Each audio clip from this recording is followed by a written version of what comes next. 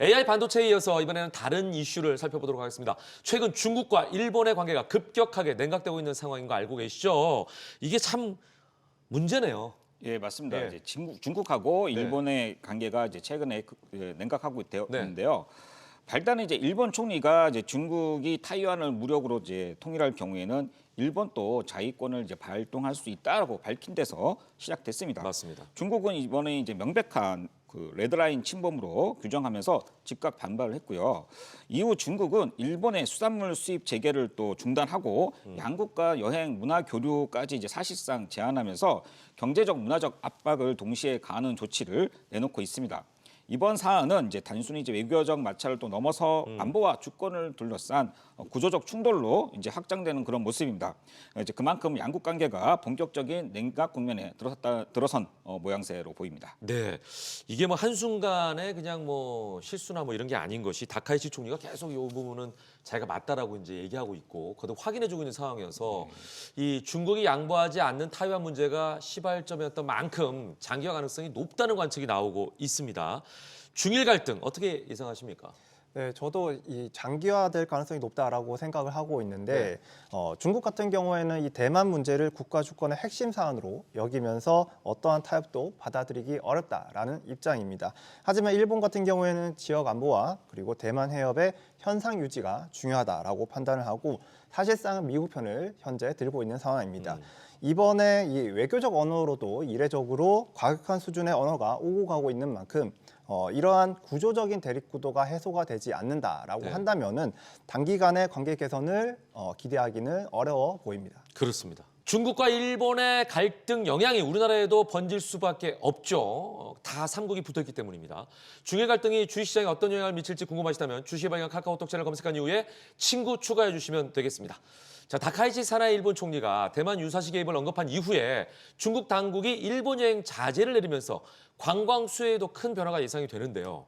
자, 이런 흐름이 한국 관광업계에는 반사 이익으로 이어질 수 있을까요? 예, 맞습니다. 네. 한국 관광 유통 업종이 이제 반사 수의 기대를 받고 있습니다. 실제로 이슈가 나온 직후에 GS P&L이라든가 또는 서브 T&D 같은 호텔 관련주들이 며칠간 강하게 올렸다가 이제 지금은 단기 조정 구간에 들어와 있습니다. 자, 중국의 규제가 이제 한 단계 더 강화될 경우에는 네. 관광 유통 그리고 카지노, 호텔 전반적으로 긍정적인 영향이 확산될 가능성이 더 커지고 있습니다. 네. 그럴 수밖에 없는 상황이 이어지겠네요. 그죠? 하지만 이제 여러 가지 국제적인 사람들이 이런 갈등은 또 이어지니까 계속해서 지켜봐야 될 것 같습니다. 자, 중국 정부가 일본산 화장품 수입 제한을 검토할 수 있다는 가능성도 언급되고 있습니다. 자, K뷰티 업계에는 또 큰 호재가 아닐까 싶어요. 어때요? 네, 중국 정부가 일본산 화장품 수입 제한을 검토하고 있다라는 소식이 전해지면서 국내 화장품 업계에는 큰 호재로 작용을 하고 있습니다. 올해 1월부터 10월까지 이 중국 화장품 수입을 한번 보시면은 이 한국이 프랑스와 일본에 이어서 3위를 차지를 하고 있습니다. 그런데 만약에 일본산 제품에 대한 수입 제한이 시행이 된다라고 한다면은 상당한 규모의 대체 수요가 한국산 화장품으로 집중될 가능성이 높습니다. 그러겠네요. 뿐만 아니라 이 중국 내 로컬 브랜드가 현재 이 선호도가 커져가고 있는 상황에서 일본 제품이 공백이 발생하게 된다라고 한다면은 중국 내에서 생산 기지를 보유한 국내 ODM 업체들도 수혜를 받을 가능성이 높다라고 말씀을 드릴 수 있을 것 같습니다. 이렇게 되면 이 국내 화장품 기업들의 이 중국 내 수주 확대와 그리고 실적 개선을 기대를 한번 해볼 수 있을 것 같고 네네. 국내 화장품 섹터의 전반적인 투자 심리 개선도 우리가 생각을 해볼 수 있을 것 같습니다. 네. 자, 지금 중일 갈등으로 인한 여러 분야 상황을 살펴보고 있는데요. 이번에는 중국의 일본산 수산물 수입 중단 등 여파에 대해서 살펴보겠습니다. 이로 인해서 투자자들이 식품주도 주목하고 있다고요? 예, 그렇습니다. 중국이 이제 일본산 수산물 수입을 중단하면서 국내 수산주들이 이제 반사 이익을 얻었습니다. 네. 사조 시푸드라든가 그다음에 동원수산 같은 종목들이 반짝 상승 흐름을 보였습니다. 앞으로 이제 중국 규제가 강화될 경우에는 수산주에도 긍정적인 영향을 미칠 수도 있습니다. 네. 그러나 화장품처럼 오히려 구조적인 성장하는 업종에 좀 무게 중심을 두고 접근하는 것이 조금 더 바람직해 보입니다. 그렇습니다. 자, 지금 각 분야별로 말한 것들은 다 우리가 반사이익을 얻을 수 있는 것들인데요. 아까도 제가 잠깐 언급했습니다만 이 갈등이 장기화되면 동아시아 지정학적 리스크가 확대되면서 결국 국내 주식시장에는 새로운 불안 요인으로 작용할 수 있지 않을까라는 부분도 있거든요. 네, 이 갈등이 장기화되게 된다라고 한다면은 동아시아의 지정학적 리스크가 확산되면서 이 투자자들이 위험을 회피하려는 심리가 높아질 것으로 생각이 됩니다. 그래서 그런 부분들이 상대적으로 안전자산으로 여겨지는 이 달러로 자금의 이동이 있을 것으로 생각을 할 수가 있겠고, 그래서 이런 과정에서 엔화는 약세 흐름을 나타낼 가능성이 높습니다. 엔화가 약세가 된다라고 한다면은 일본의 기업들과 경쟁을 해야 되는 이 국내 수출 기업들에게는 부담으로 작용을 할 수 있는 부분이고, 이 원화 가치에도 압력을 가하면서 이 원화 약세에도 유발을 하게 되는 그런 과정입니다.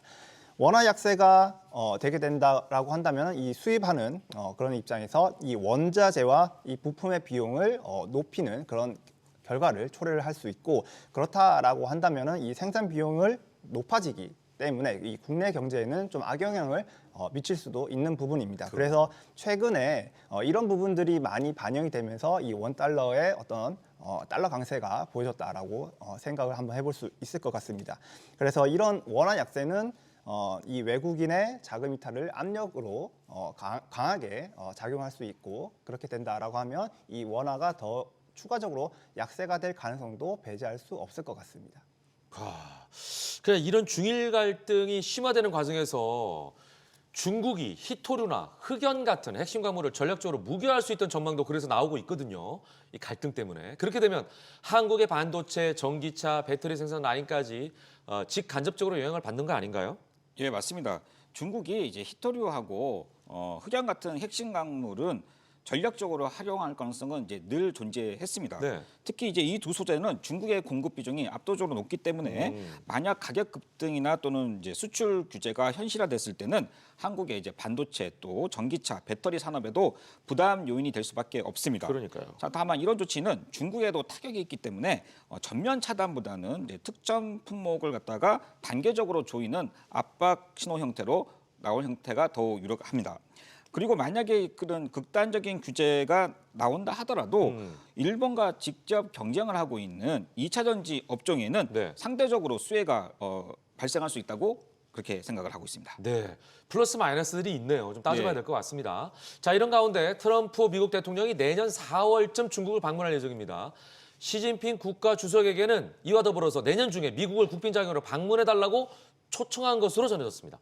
만약 성사가 된다면 9년 만에 같은 해에 미중 정상이 서로 오고 가는 이른바 셔틀 외교가 재개되는 셈인데요. 미중 관계가 해빙 국면으로 접어들었다라고 볼 수 있을까요? 네, 일단은 이 트럼프 대통령의 중국 방문이 최근 이 미중 관계의 새로운 이정표가 될 수 있을 것으로 생각을 하고 있습니다. 특히 트럼프 대통령이 시진핑 주석에게 국빈 자격의 답방을 초청한 만큼 이런 것들은 외교적인 상징성이 있을 것 같은데, 다만 이번 방문을 계기로 해서 곧바로 해빙 국면으로 접어든다라고 보기에는 좀 어렵다라는 판단입니다. 그 이유는 이 미국과 중국의 어떤 갈등은 기저의 패권 전쟁이라는 그런 성격이 깔려 있기 때문입니다. 그렇기 때문에 이번 외교가 이 관계 회복의 신호탄이라기보다는 이 갈등 관리의 시작점으로 보는 게 맞지 않나라고 생각이 됩니다. 그러니까 뭐 긍정적인 신호탄이라기보다는 이제 출발점이다. 네. 이렇게 봐야 되는 게 맞군요. 너무 희망을 돌리지 말자. 이런 말씀이신 것 같습니다. 자, 일본과 중국의 갈등이 격화하는 이 상황에서 미국과 중국이 화해를 한다면 일단 미중 갈등의 지정학적 위험은 이제 그럼에도 불구하고 줄어들 것 같다는 예상들을 할 수 있지 않습니까? 자, 이런 상황들이 주식시장에는 어떤 영향을 줄까요? 예. 미국의 중국의 갈등은 이제 글로벌 주식시장에서 가장 큰 지정학적 리스크입니다. 무역 전쟁을 이제 돌이켜 보면 글로벌 증시가 항상 흔들렸고, 이제 특히 반도체 수출을 중심으로 해서 변동성이 상당히 확대가 되었습니다. 하지만 단계적으로 합의가 이루어질 때마다 시장은 즉각적으로 반등하는 패턴을 보여왔습니다. 이제 한국 시장은 미국과 중국 모두와 경제적으로 또 밀접한 관계가 있기 때문에 갈등이 완화되기만 해도 외국인의 자금이 또 유입이 되고, 그다음에 수출의 이제 전망 개선이 되면서 밸류에이션 회복으로 해서 효과가 아주 빠르게 나타나는 구조입니다. 이제 결국에 미국, 중국의 하회 분위기는 주식 시장, 특히 한국 시장에서는 명확한 호재로 보시는 게 맞습니다. 네. 자, 여러분들이 국제 관계와 관련해서 궁금한 업종이나 종목 분석이 필요하시다면 주식의 발견 카톡 채널 검색한 이후에 반드시 친구 추가해 주시면 자세한 설명을 들을 수가 있습니다. 자문역들의 세심한 분석과 함께 관련 종목의 리포트까지도 받아볼 수 있습니다. 자, 이번에는요. 중일 갈등으로 수혜받는 종목들을 좀 살펴볼까요? 먼저 동메달부터 김도현 자문역께서 선정해 주시죠. 네, 제가 선정한 동메달 기업은 바로 노바텍입니다. 노바텍! 네, 최근 이 중국이 대일본 제재 카드 중에서 히토류 수출 제한 카드를 꺼낼 가능성이 높아지고 있는 상황입니다. 실제로 2010년도에 이 센카쿠 열도, 중국명으로는 이 다오이다오 문제로 인해서 중국 정부는 일본에 대해서 히토류 수출을 사실상 중단을 한 적이 있습니다. 그렇기 때문에 히토류 기업들을 한 번씩 보셨으면 좋겠다라고 말씀을 드리고 싶은데 그중에서 노바텍은 이 네오디뮴 연구 자석을 만드는 국내 유일하게 상장된 자석 전문 기업입니다. 그래서 이 중국이 히토류 수출을 통제를 하게 된다라고 한다면은 히토류 가격이 급등하게 될 것이고 그 과정에서 이 노바텍 같은 경우에는 히토류의 대체 공급망으로 부각이 되면서 성장할 가능성이 높다라고 생각이 됩니다. 따라서 이 중국의 이 공급망 리스크 부각 시 반사 이익 수혜주로서 가능성이 높은 만큼 이 기업을 한번 체크해 보시기 바랍니다. 네. 자, 동메달은 국내 유일 상장 자석 전문 기업 노바텍입니다. 자, 이번에는 은메달 종목 공개합니다.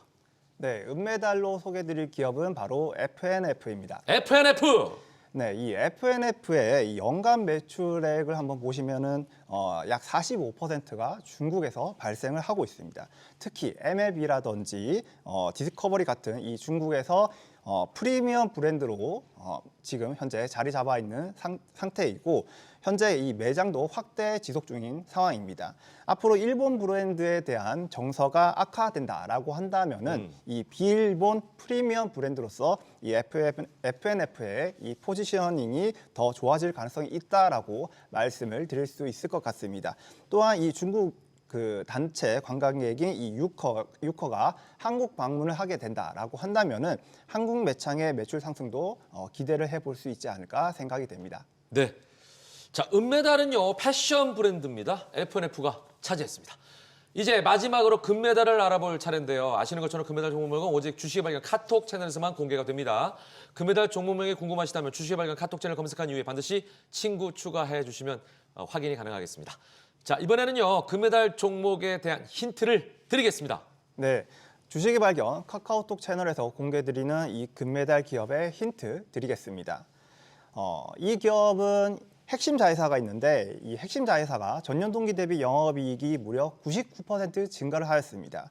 올해 벌써 3분기까지 영업이익이 작년 전체 영업이익의 현재 130% 수준에 올라와 있다라고 말씀을 드릴 수가 있겠고 그만큼 이 기업의 자회사가 현재 실적이 올라오고 있는 기업이다라고 말씀을 드릴 수 있을 것 같습니다. 네. 그리고 좀 더 쉬운 힌트를 드려보자면 블랙핑크의 제니와 로제 그리고 송혜교 그리고 소녀시대의 유나 그리고 장원영까지 이 기업의 브랜드 홍보 대사로서 활동을 하거나 활동한 적이 있습니다. 너무나 큰 힌트를 주신 게 아닌가 싶은데 자, 대충 감을 잡으신 분들도 계실 것 같아요. 자, 그럼에도 불구하고 김두현 자문역이 이 종목을 금메달로 뽑은 특별한 이유를 한번 들어보도록 하겠습니다. 네, 만약에 중일 갈등의 심화로 일본 화장품의 규제 또는 이 불매 가능성이 언급이 되면서 이 K뷰티가 일본 화장품의 대체제로 부각이 된다라고 한다면은 이 한국 화장품 또는 이 ODM 업체들이 수혜주로 부각될 가능성이 높습니다. 그렇게 되면 당연히 동사의 핵심 자회사가 수혜를 볼 가능성이 높고 그리고 지주사인 동사 역시 수혜를 볼 가능성이 높다라고 말씀을 드릴 수 있을 것 같습니다. 동사가 보유한 브랜드들은 글로벌 인지도가 이미 높은 K뷰티 대표주기 때문에 일본 브랜드 공백을 메울 수 있는 가능성이 높다라고 정리를 해볼 수가 있겠고 그리고 한일령 이후에 여행, 면세, 이 화장품이 인바운드 핵심 수혜 업종으로 언급이 되고 있는 만큼 이 한국 방문객의 증가가 된다라고 한다면은 면세, 로드숍 또는 이 백화점의 매출 또한 증가가 예상을 해볼 수 있을 것 같습니다. 이렇게 이 K뷰티가 재평가되면서 이에 더해서 지금 이 상법 개정까지 논의가 된다라고 한다면은 이 자사주를 보유하고 있는 이 금메달 기업이 수혜를 받을 가능성이 높다라고 생각이 됩니다. 그래서 이 지배 구조 개선에 따른 이 지주사 디스카운트 해소까지 연결될 수 있기 때문에 오늘 금메달 기업을 꼭 놓치지 마시고 체크를 해보시기 바랍니다. 네. 김도현 자문위원이 택한 금메달 종목 궁금하시죠? 지금 바로 주식의 발견 카톡 채널에서 공개가 됩니다. 종목명은 물론 분석과 투자 리포트까지도 제공해드리겠습니다. 추가적으로 카톡 친구 추가해 주신 분들에게는 주식의 A부터 Z까지 모든 걸 알 수 있는 전자책도 드리고 있으니까요. 많은 참여 부탁드리겠습니다. 모든 투자의 최종 판단은 투자자의 몫이니만큼 현명한 투자하시길 거듭 강조드립니다.